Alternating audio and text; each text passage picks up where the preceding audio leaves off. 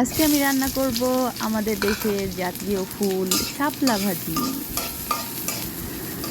তো শাপলা, যেটা দেখতে অনেক সুন্দর, খেতেও অনেক সুন্দর, অনেকে অনেক পছন্দ করে, আবার অনেকে এটা বেশি একটা পছন্দ করে না। আমার কাছে ভালো লাগে, চিংড়ি মাছ দিয়েও ভালো লাগে, তারপরে শুকনো মরিচ দিয়ে আর পেঁয়াজ দিয়ে বাগার দিলে এটাও মজা লাগে। তো চিংড়ি মাছ দিয়ে রান্না করলে আমি আবার হালকা একটু ঝোল ঝোল করি, হালকা একটু আঠালো ঝোল থাকে। আর শুকনো মরিচ দিয়ে বাগার দিলে এটা একদম ভাজা ভাজা করে ফেলি।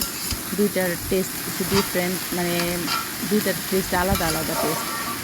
ভাল লাগে আমার কাছে, অবশ্য শুকনো মরিচ দিয়ে একটু বেশি মজা লাগে, এই জন্য আমি শুকনো মরিচ দিয়ে করতেছি। তো বাইরে আজকে প্রচুর বৃষ্টি, বৃষ্টির দিনে আমরা আজকে খাবো শাপলা ভাজি।